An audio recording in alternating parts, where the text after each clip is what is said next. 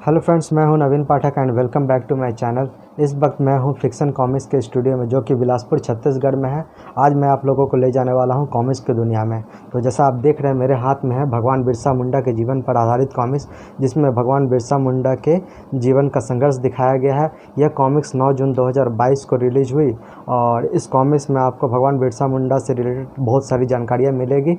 और आज मैं आपको मिलवाने वाला हूं फिक्सन कॉमिक्स के डायरेक्टर सुशांत पांडा जी से, और उनसे जानेंगे कि कैसे उन्होंने फिक्सन कॉमिक्स के फाउंडेशन रखी, और कॉमिक्स की बहुत सी बातें आपको इस वीडियो के माध्यम से जानकारी मिलेगी। तो बने रहिए इस वीडियो में मेरे साथ, और मेरे चैनल को सब्सक्राइब करना ना भूलें। धन्यवाद।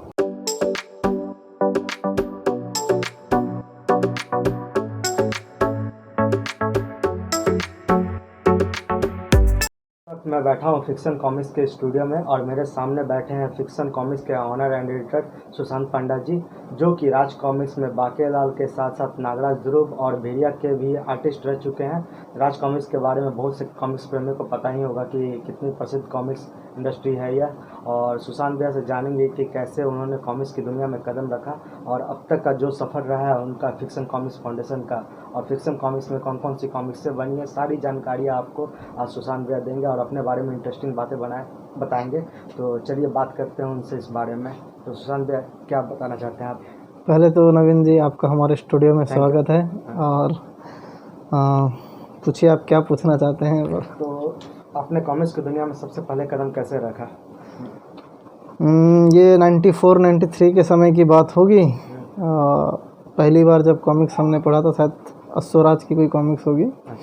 और अस्वराज भी राज कॉमिक्स के ही? राज कॉमिक्स का ही है। तो उस कैरेक्टर को मतलब पढ़ने और देखने के बाद हमने पहला बार कॉमिक्स से रिलेटेड चित्र बनाना शुरू किया, और फिर मतलब मज़ा इतना आने लगा इसको बनाने में कि फिर हम डेली इसका चित्र बनाते थे कॉमिक्स से रिलेटेड चीज़ों की। और फिर नागराज, ध्रुव, परमाणु, डोगा सभी का बनाने लगे। इस तरह फिर एक मन में सपना आएगा कि हमारी भी एक कॉमिक्स होनी चाहिए, हम भी अपना कॉमिक्स बनाएंगे। और फिर धीरे धीरे हमने फिर काम शुरू किया, और 2000 के आसपास आते आते फिर हम थोड़े से अच्छे आर्टिस्ट बन चुके थे। और उस वक्त राज कॉमिक्स लगभग कम कर चुकी थी कॉमिक्स छापना, और बाकी कॉमिक्स कंपनियां बंद हो चुकी थी। तो हमने फिर न्यूज़पेपर में काम करना शुरू कर दिया। तो इस दौरान फिर राज कॉमिक्स ने भी अपना एक प्रतियोगिता निकाला था, तो हमने वहाँ के लिए ज्वाइन किया, और फिर उसके बाद राज कॉमिक्स से जुड़ना हुआ, और बांकेलाल के आर्टिस्ट के रूप में वहाँ के ने हमको रखा गया। तो कुछ कहानियाँ भी लिखी, आर्ट वर्क बनाए। फिर धीरे धीरे बांकेलाल के साथ साथ नागराज, ध्रुव, डोगा, परमाणु, भेड़िया सभी को बनाने का अवसर मिलता गया। तो इस तरह से शुरुआती जीवन हमारा रहा कॉमिक्स के साथ। आप लोगों को बताने वाला हूं कि मेरी भेंट सुशांत भैया से कब और कैसे हुई। मेरी भेंट 2017 में सुशांत भैया से हुई थी। उस समय फिक्सन कॉमिक्स का काम चल रहा था, और मेरे भैया यहाँ पर बिलासपुर में रेलवे में चीफ कंट्रोलर के रूप में कार्यरत हैं। तो उन्होंने मुझे एक दिन फ़ोन पर बताया कि उनकी भेंट राज कॉमिक्स के आर्टिस्टों से हुई है। तो पहले तो मैंने आश्चर्य व्यक्त किया कि भला राज कॉमिक्स बिलासपुर कैसे पहुँच गया, राज कॉमिक्स तो दिल्ली में है। फिर मेरे भैया ने बताया कि सुशांत भैया का घर यहीं पर है। तो मैंने मन बना लिया उनसे मिलने का। जब मैं यहाँ पर पहुँचा तो मैंने उस समय फिक्सन कॉमिक्स तब तैयार ही हो रहा था। बहुत सारे काम काज देखे कि कैसे कॉमिक्स बनता है। बचपन में तो मैं इसे पढ़ता था, और जब अपने आंखों से इसे देखा काम को, तो मुझे बहुत ही पसंद आया यह काम। और मैंने सुशांत भैया से बहुत सी बातें जानी उस समय कॉमिक्स के बारे में, कॉमिक्स इंडस्ट्री के बारे में। इस वक्त मेरे साथ जुड़ चुके हैं फिक्सन कॉमिक्स के सीईओ बसंत पांडा जी। तो आज हम बसंत भैया से जानेंगे कॉमिक्स इंडस्ट्री के बारे में, कि उनकी कॉमिक्स इंडस्ट्री के बारे में क्या राय है, और अपने फिक्सन कॉमिक्स के बारे में वो आपको बहुत सही बातें बताएंगे। तो चलिए जानते हैं बसंत भैया से सारी बातें। तो धन्यवाद नवीन जी। Thank you. देखिए, आजकल सिचुएशन ऐसा चल रहा है कि आजकल मैं देखता हूँ, फेसबुक हो, यूट्यूब हो, या चाहे कोई भी सोशल मीडिया हो, उसमें वो चीज़ ये चल रहा है कि या तो राज कॉमिक्स की बात करेंगे, या फिर पेड वाले जो कॉमिक्स इंडस्ट्रियन हैं उनकी बात करेंगे कि यही है तोप, ये है वो है, वो ठीक है। फिक्सन कॉमिक्स को उसकी ज़रूरत नहीं है, उसके परमानेंट कस्टमर हैं। और मैंने एक नोटिस किया है चीज़ कि जो कॉमिक्सें खरीदते हैं वो कभी फेसबुक ये सब नहीं करते, और जो नहीं खरीदते हैं ना उनकी जमात ज़्यादा है। उन लोग वो हैं कि मेरे को समझ में नहीं आता, वो कॉमिक्स फैन बोलते हैं लेकिन अधिकतर ना वो नेगेटिव कमेंट्स हाँ करते हैं। नेगेटिव कमेंट्स करते हैं, और वो कॉमिक्स को ये चाहते हैं कि मतलब एक तरफ बोला जाए ना कि भारत छोड़ो कॉमिक्स, अच्छा उनका मकसद वही लगता है। कॉमिक्सों को बर्बाद करना। मैं किसी ग्रुप या इसको टारगेट नहीं कर रहा हूँ, लेकिन मैं फेसबुक वगैरह वो देखता हूँ ना, तो मेरे को अधिकतर यही लगता है कि भारत छोड़ो कॉमिक्स बंद हो जाना चाहिए भारत में। हाँ मतलब एक मतलब काफी नेगेटिव सा उनका नेगेटिव सोच से ये लगता है कि भारत से कॉमिक्स ख़त्म ही हो जाना चाहिए। और कई लोग बैठते हैं ग्रुप बना के, इतने सारे बड़े बड़े ग्रुप, उनका सिर्फ मकसद है कॉमिक्स बेचना। तो जिससे कॉमिक्स मिल जाए और ज़्यादा कमीशन मिल जाए उनकी तारीफ़ करेंगे, जो नहीं बेचा तो उसकी बुराई करेंगे या फिर भुला देंगे उनके कॉमिक्स को। खैर लोगों के नेगेटिव कमेंट्स से कुछ फर्क नहीं पड़ता। कॉमिक्स इंडस्ट्री क्योंकि अपना अच्छा काम कर रही है, चाहे राज कॉमिक्स हो या फिर वसंत भैया का फिक्सन कॉमिक्स। इसमें भी बहुत सी कॉमिक्स आई है जिसके माध्यम से बहुत से महापुरुषों की जीवनी भी हमें पढ़ने मिली है, और ऐसी कई सारी बातें हैं जो आपको फिक्सन कॉमिक्स के बारे में बताएंगे। तो फिक्सन कॉमिक्स अभी कैसा चल रहा है ये बताइए। फिक्सन कॉमिक्स हमेशा से उसके परमानेंट कस्टमर हैं। कस्टमर नहीं बोलना चाहूँगा, पाठक बोलना चाहूँगा, अच्छा है ना। तो रेगुलर पाठक है, वो बिल्कुल विश्वास जताए हुए हैं। हमें प्रचार की ज़रूरत क्यों नहीं पड़ती, क्योंकि प्रचार किनके लिए करें, जो कॉमिक्स इंडस्ट्री को आज ख़त्म करने के मकसद से बनाए हुए हैं। सही बात है। तो उनके साथ हम क्यों जाएं कि हम हमारा सपोर्ट करो। भाई तुम्हारा मकसद ही गलत है, तुम्हारा एटीट्यूड ही गलत है कॉमिक्स इंडस्ट्री के खिलाफ। तुम तो चाहते ही हो कि इंडिया से कॉमिक्स ख़त्म हो जाए, तो हम उनके साथ जाना ही क्यों चाहें। सही बात है ना। तो हमारा मकसद है हमारे जो रेगुलर और वो है वो कभी एक कमेंट्स नहीं करते हैं, वो शांत वाले कस्टमर हैं या पाठक हैं, शांति से पढ़ते हैं और वो कॉमिक्स को पढ़ते समझते हैं हैं और और प्रतिक्रिया हमसे देते हैं। बातें करते हैं, प्रतिक्रिया लेते हैं और हम सुधार करते हैं। व्यर्थ की प्रतिक्रियाएं नहीं देते हैं। नहीं। व्यर्थ की प्रतिक्रियाएं वही देते हैं जो कॉमिक्सों से और जुड़े निकल- रहते अरे हैं। ये और जितने उन्हें नए नए ग्रुप है ना, वो कॉमिक्स पढ़े भी नहीं है, बस ये बस उनको चाहिए कि नई कॉमिक्स आई उसमें क्या गलती निकालना है। आता उन्हें कुछ भी नहीं है, लेकिन जबरदस्ती गलती निकालने में वो लगे रहते हैं। उनका टाइम पास होना चाहिए, दिन भर का उनका चलना चाहिए, कमाई होना चाहिए। ये गलत बात है। आप चाहते हो कॉमिक्स इंडस्ट्री को डुबाना, और आप ग्रुप बना के बैठे हो पूरे। आपको जो कॉमिक्स बेचने के लिए दे रहा है अच्छे कमीशन में, उसकी तारीफ करोगे। ये चीज़ें गलत है, पर कोई फ़र्क नहीं। हम लॉन्ग टर्म वाले हैं, लंबी घोड़े के रेस हैं। हमें फ़र्क नहीं पड़ता कि कोई प्रचार कर रहा है, गलत प्रचार वाले को हम देंगे नहीं। जो सही करता है उसको देते हैं हम, सही बात है। फ्री ऑफ कॉस्ट देते हैं। सही बात है। तो गलत प्रचार के लिए अपन ना किसी को ट्राई करते हैं और ना ही गलत प्रचार के लिए हम उत्साहित करते हैं। भले ही कॉमिक्स डूब जाए, हमको ज़रूरत नहीं है। हमारे जो है पाठक हमारे लिए पर्याप्त है, हम उससे खुश हैं। चलिए बढ़िया लगा आपके विचार जानकर, और ये सच्चाई भी है कि नहीं, ये सच्चाई आप देखो ना, वो कॉमिक्स खरीदते नहीं है, हाँ ना पढ़ते हैं। उन्हें इस बात से कोई उनको मतलब हर नहीं। कॉमिक्स महंगी लगेगी, हाँ हर कॉमिक्स सस्ती लगेगी। सस्ती भी दे दो, 2 रुपये में दे दो तब भी महंगी लगेगी। बिल्कुल ठीक है। उसके बाद भी वो जो हैं वो ग्रुप बना के ऐसा प्रचार करेंगे कि ये नंबर 1 कंपनी है, ये 2 नंबर कंपनी है, ये है। लेकिन उन्हें एक्चुअल में जो कंपनी के अंदर का मार्केट है वो समझ में ही नहीं है, क्योंकि पढ़े ही नहीं है। उनको तो वो दुष्प्रचार करना है, मतलब इंडिया से कॉमिक्स ख़त्म हो जाए बस।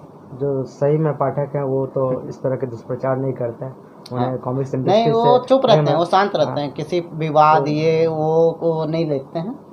विवाद अक्सर वही करते हैं जिन्हें इनसे कोई मतलब नहीं रहता, बस वो अपने नाम के लिए अपना ये फालतू काम करते हैं।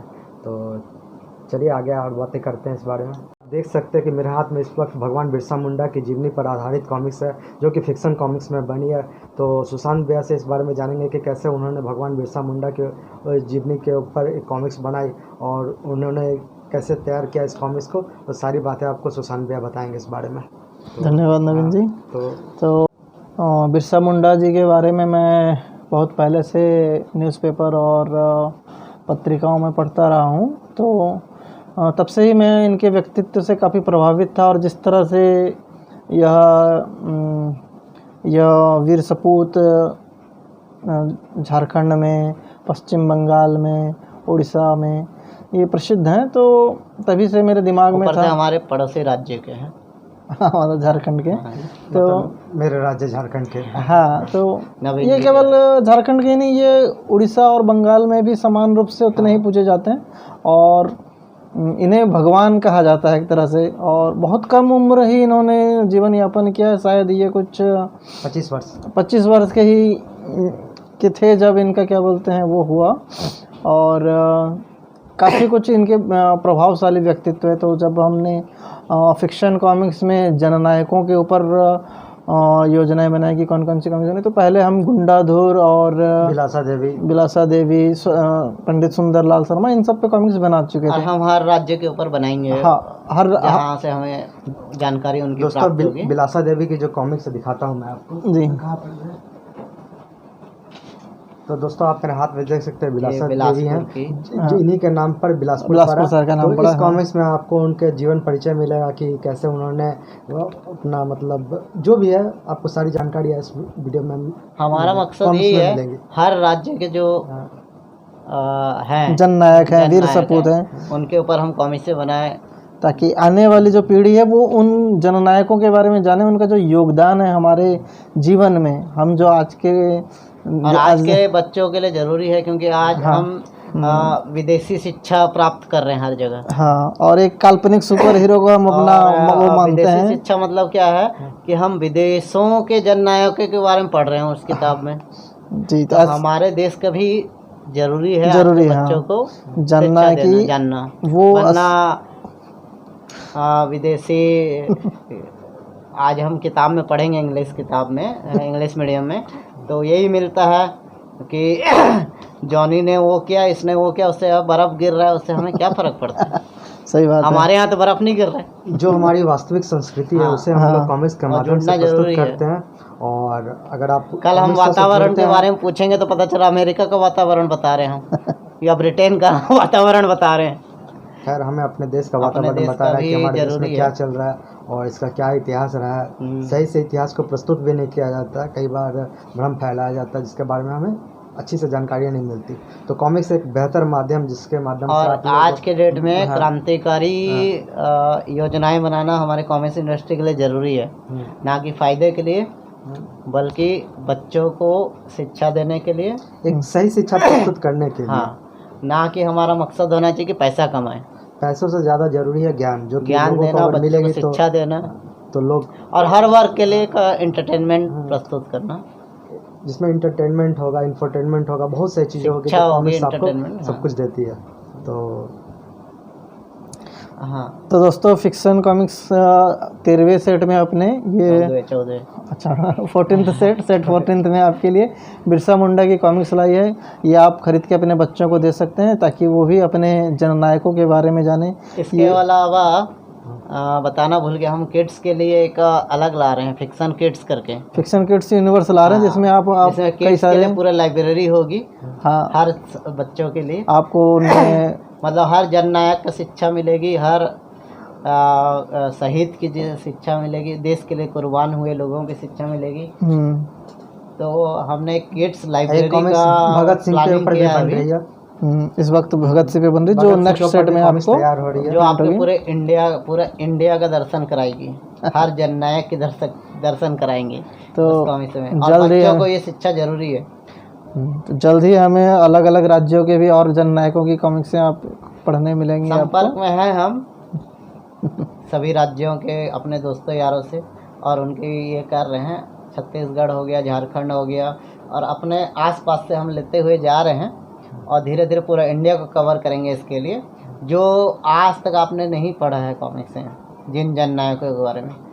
बाकी तो जो हमारे नेशनल हीरोज़ हैं उनके बारे में तो आप जानते ही हैं, और हर कॉमिक्स इंडस्ट्री उनके बारे में बनाती ही रहती है अलग अलग कॉमिक्स।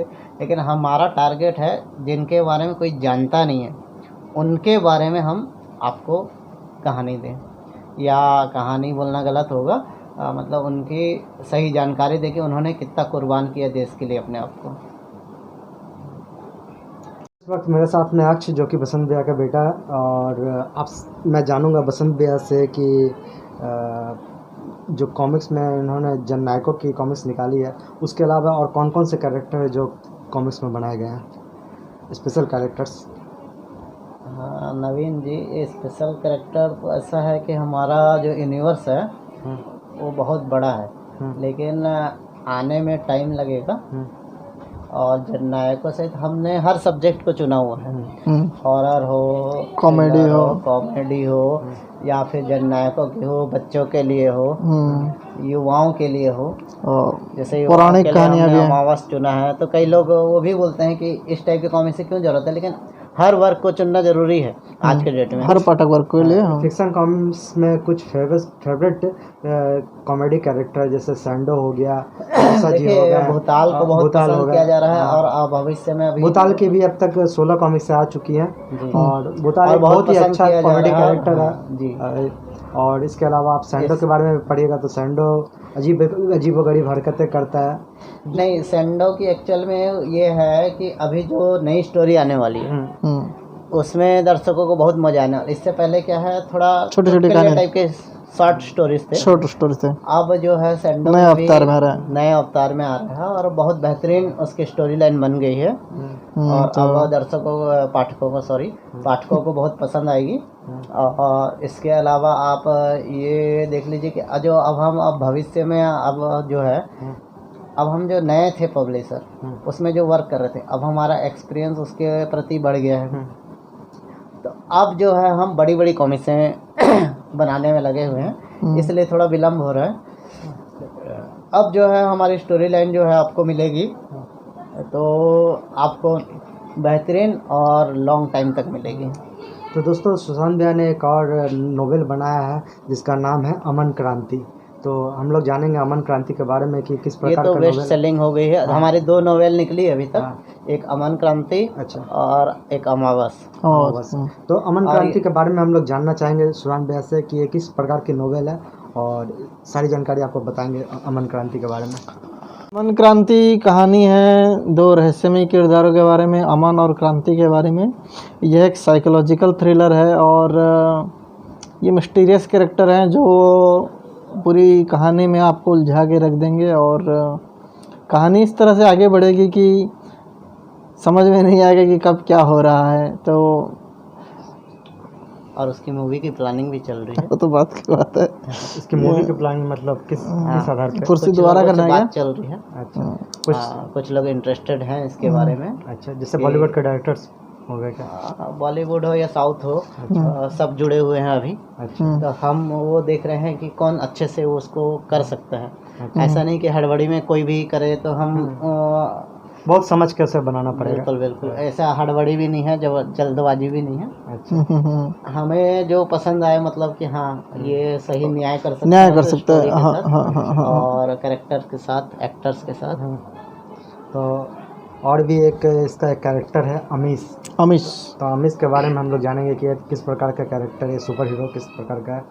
तो बताइए भैया, नेक्टर सीरीज का है ना? नेक्टर सीरीज है, प्रोजेक्ट नेक्टर सीरीज है। तो ये प्रोजेक्ट नेक्टर सीरीज क्या है? प्रोजेक्ट नेक्टर सीरीज दरअसल 3 सुपर हीरो की ओरिजिन स्टोरी है। ये पैरेलल टाइम में ही नेक्टर, ब्लू आई और अमीश यानी कि ब्लैक मास्क की ओरिजिन सीरीज, ओरिजिन की कहानी इसमें आपको देखने को मिलेगी। और 4 पार्ट इस सीरीज के आपको छप चुके हैं, मिल चुके हैं, और 6 और पार्ट हैं जो जल्द ही इस साल छपनी शुरू होगी। और नेक्स्ट पार्ट पे शुरू हो चुका है काम, ब्लैक मास्क लगभग बन चुका है, और इसी साल आपको पढ़ने को और ये मिलेगी। कहानी जैसे जैसे बढ़ती जाएगी तो जितनी कहानियाँ आप पढ़ चुके हैं वो सब आपको मतलब कि ऐसा सस्पेंस बनेगा कि आप समझ ही नहीं पाएंगे कि ये कहानी क्या चल रही थी और क्या हो गई है आगे। हाँ, मतलब काफ़ी ट्विस्ट आने वाले हैं, कैरेक्टर्स में ट्विस्ट आने वाले हैं, इनके लाइफ में ट्विस्ट आने वाले हैं और कुछ नए विलेन इंट्रोड्यूस होने वाले हैं। तो जब तक प्रोजेक्ट नेक्टर सीरीज ख़त्म होगी और तब तक स्याहकाल सीरीज की नींव रखी जा चुकी होगी और कई सारे इसमें कैरेक्टर इंट्रोड्यूस हो चुके होंगे, कईयों की कहानी बदल चुकी होगी। तो काफ़ी ट्विस्ट अभी आपको पढ़ने को मिलेगा इस सीरीज के दौरान जी। मेरे हाथ में है पगली सीरीज की शिकार कॉमिक्स। तो हम लोग शिकार कॉमिक्स के बारे में जानेंगे कि कौन कौन सी और इसके अलावा कॉमिक्स से निकलने वाली है। तो बताइए सुशांत इस बारे में। बसंत जी बताएंगे, ये उनका परिकल्पना है और वो हैंडल कर रहे हैं, तो ये ज़्यादा बेहतर बता सकते हैं। हाँ देखिए नवीन जी, ये जो पगली सीरीज है मैंने इसके लिए मूवी स्क्रिप्ट लिखी थी। अच्छा, है ना, तो ये स्टोरी एकदम मूवी की तरह चलेगी, मूवी स्टाइल में चलेगी।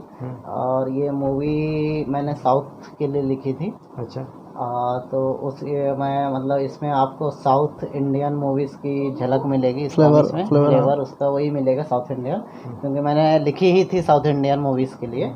तो ये ज़बरदस्त कहानी है, धीरे धीरे बढ़ेगी और ट्विस्ट इसमें भी बढ़िया है और पूरा फिल्मी मटेरियल मिलेगा इसमें। और इसमें ये मतलब कॉमिक्स से कम ज़्यादा फिल्मी मटेरियल मिलेगा इसमें। जी। तो आपको मैं अपने बारे में एक बात और बताना चाहता हूँ कि मैं भी फिक्शन कॉमिक्स से जुड़ा हुआ हूँ और फिक्शन कॉमिक्स में जो पौराणिक कहानियों का सेक्शन है उसमें से मैंने जो गरुड़ की कॉमिक्स लिखी है। तो आप देख सकते हैं मेरे हाथ में है गरुड़ की कॉमिक्स। गरुड़ को भगवान विष्णु का वाहन माना जाता है और ये गरुड़ के जीवन पर आधारित है। तो इसे सुशांत बेया ने इसका चित्रांकन किया। इसके अलावा निशु चौहान जी ने भी इसका चित्रांकन किया है। ये बहुत ही अच्छी कॉमिक्स है। इस कॉमिक्स में आप मेरा इंटरव्यू भी देख सकते हैं और देख सकते हैं कि कितना सुंदर आर्टवर्क है जिसे सुशांत बेया ने डिज़ाइन किया है। मैं आपको एक दो पेज दिखा दे रहा हूँ, ये आप देख सकते हैं। इसमें जो पहली कहानी है वो गरुड़ के उस समय की, जब भगवान श्री राम और लक्ष्मण जब रामायण में लंका कांड चल रहा था, युद्ध चल रहा था, उस दौरान में जो रावण का पुत्र था मेघनाथ, उसने नागपाश चलाकर भगवान राम और लक्ष्मण को मूर्छित कर दिया था। तब हनुमान जी गरुड़ जी को लाने के लिए गए और गरुड़ जी ने नाग को हटाकर वापस उन्हें जीवित किया जी। तो ये कहानी है रामायण की। और इसके अलावा गरुड़ के जन्म की कहानी भी आप देख सकते हैं जिसका चित्रांकन निशु चौहान जी ने किया और इसका विलेखन मैंने ही किया पूरी कॉमिक्स का। तो ये आपको बता सकता हूँ। अगर आप चाहें तो जितनी भी कॉमिक्स हैं आप fictioncomics.in पर खरीद सकते हैं और लिंक मैं डिस्क्रिप्शन में दे दूँगा। इसके अलावा पौराणिक कहानियों में एक है भगवान श्री कृष्ण के ऊपर बनी कॉमिक्स श्री कृष्ण जन्म की, और इसके दो पार्ट हैं जिसमें पहले में श्री कृष्ण भगवान के जन्म की कहानी दिखाई गई है और इसके लेखक हैं संगीता त्रिपाठी जी जो सुशांत बेया की बहन है और उन्होंने लेखन किया है और मैंने इसमें सह संपादन का काम किया है। और इसमें कैलीग्राफी हरीश दास ने की है और कलर इफेक्ट दिया है बसंत दिया और रुद्राक्ष जी ने। और इसके अलावा कलर किया है कौन कलर किया देवजानी जी और काजल जी ने। तो ये कॉमिक्स का आप देख सकते हैं आर्टवर्क कितना बढ़िया है। ये सारे आर्टवर्क सुशांत बेया ने बनाया है। सुशांत बेया आपने बनाया ना? स्टूडियो में बनाया है। डायरेक्शन में देख सकते हैं। तो अगर आप चाहें तो ये कॉमिक्स भी ऑर्डर कर सकते हैं। बहुत ही अच्छी कॉमिक्स है और ये 2 भाग में बनी है। और आप देख सकते हैं ये श्री कृष्ण भगवान का सेकंड पार्ट है जो कॉमिक्स का, कंस वध के नाम से। इसमें उन्होंने कंस का वध किया है। तो ये सारी जो पौराणिक कहानियाँ हैं आपको फिक्शन कॉमिक्स पर मिलेगी और जल्द ही और भी काफ़ी सारी कहानियाँ लॉन्च होने वाली है। जैसे कुछ कहानियों के मैं नाम बता दे रहा हूँ, भैया दिखाइए ज़रा। इसमें जैसे कौन कौन सी और कॉमिक्स हैं अभी अगर हम लाइन से कहें तो भक्त ध्रुव बताइए, आप बताइए। भक्त ध्रुव की कहानी गणेश के थे। हाँ देखो अभी लाइन से आपको भक्त ध्रुव की कहानी मिलेगी, गणेश कथाएं मिलेगी जिसमें गणेश जी की कई कहानियां होंगी और श्रवण कुमार नारद तो आप जानते ही होंगे कि कितना फेमस कैरेक्टर है जो अपने माता पिता की सेवा करते थे। बहुत ही प्रसिद्ध कैरेक्टर है। उसके अलावा आपको नारद जी की कहानी मिलेगी। कुंभकर्ण जो रावण का छोटा भाई है उसकी जीवन पर आधारित है। घटोत्कच जो कि महाबली भीम का पुत्र था और उसने महाभारत के युद्ध में अद्भुत योगदान दिया था। इसके अलावा भक्त प्रहलाद है, जो आप जानते होंगे हिरण्यकश्यप राक्षस की कहानी है, जिसका वध भगवान विष्णु ने नरसिंह अवतार लेकर किया था। हाँ, उसके अलावा श्री जगन्नाथ कथा, जगन्नाथ कथा के बारे में हम आपको बता दो कि जगन्नाथ रथ यात्रा के बारे में आपने सुना होगा, या फिर जगन्नाथपुरी के बारे में। जगन्नाथपुरी एक बहुत ही प्रसिद्ध 4 धामों में से एक है और यहाँ पर भगवान श्री कृष्ण, सुभद्रा जी और बलराम जी के पूजा होती है और ये उन्हीं के जीवन पर आधारित कहानी है जगन्नाथ कथा, जो कि आपके सामने कुछ ही दिनों में आने वाली है। और इसके अलावा हनुमान कथाएं हैं। शहीद भगत सिंह है, शहीद भगत सिंह के आज़ादी की लड़ाई के बहुत बड़े क्रांतिकारी थे, आप लोग जानते ही होंगे इस बारे में। और चंद्रशेखर आज़ाद का भी काफ़ी योगदान रहता है, तो उनके जीवन पर भी कॉमिक्स बन रही है। और एक है महाबली भीम, जिसके बारे में मैंने काफ़ी कुछ पढ़ा है और उसे लिखा भी है। तो ये कॉमिक्स देखिए कब बनती है, सब कुछ काम चल रहा है कॉमिक्स इंडस्ट्री में। तो आइए सुशांत भैया से जानते हैं और भी काफ़ी कुछ इस बारे में। तो मित्रों, फिक्शन कॉमिक्स पौराणिक सीरीज का एक पूरा सेक्शन ला रहा है, जिसमें हम विभिन्न कहानियों को क्या बोलते हैं लाएंगे, जैसे कि अभी थोड़ी देर पहले हमने आपको कई सारी बताएं। इसके अलावा और भी कई ऐसी कहानियां हैं जिनके बारे में ज़्यादा लोगों को पता नहीं है, तो हम बच्चों के लिए ये स्पेशल सीरीज ला रहे हैं, पौराणिक सीरीज ला रहे हैं, जिसमें आपको लगभग सारी प्रसिद्ध कथाओं के अलावा कई ऐसी कथाएं भी पढ़ने को मिलेंगी जिसके बारे में आपने अधिक जाना नहीं होगा। तो आप अपने बच्चों के लिए ये फिक्शन कॉमिक्स के पौराणिक सीरीज खरीद के उन्हें दे सकते हैं, ताकि वो हमारी संस्कृति के बारे में, हमारे देवी देवताओं के बारे में जान सकें। और उन्होंने जो अपनी कहानियों के माध्यम से एक संदेश दिया है, और वो एक जो सीख है किस तरह से जीवन में हमें करना चाहिए, क्या करना चाहिए, किस तरह की चीज़ें नहीं करनी चाहिए, क्या सही है क्या गलत है, इन कहानियों के माध्यम से हम अपने बच्चों को सिखा सकते हैं। तो जल्द ही ये कॉमिक्सें आएंगी और अभी ये बनना शुरू हो चुका है, और अगले 2 या 3 सेट में आप इसके लगभग 6 या 7 कॉमिक्सें आपको पढ़ने को मिलेंगी। तो जैसा आपने सुशांत भैया से सुना, तो अगर आप कॉमिक्स अगर ख़रीदना चाहेंगे, उस पर आपको जानकारियाँ मिलेंगी बहुत सी, तो आप नीचे दिए गए लिंक डिस्क्रिप्शन में, लिंक को मैंने डिस्क्रिप्शन में दे दिया है, तो आप वहाँ से जाकर इसे बाय कर सकते हैं। यह ऑनलाइन ऑर्डर होता है और ये आप तक कुछ ही दिनों में पहुँच जाएगा। करते हैं ब्लॉग को एंड। आपको यह फिक्शन कॉमिक्स सेट का विजिट कैसा लगा, और साथ में सुशांत भैया और जो बसंत भैया ने आपको बताया फिक्शन कॉमिक्स के बारे में, और आपको आने वाली कॉमिक्सें भी काफ़ी जल्दी देखने को मिलेगी। और मेरे बड़े भैया आ चुके हैं, अब हम लोग वापस जा रहे हैं अपने घर। तो यह वीडियो आपको कैसा लगा कमेंट करके हमें बताएं, और मेरे चैनल को सब्सक्राइब करना ना भूलें। तो चलिए मिलते हैं आपसे किसी और वीडियो में। धन्यवाद।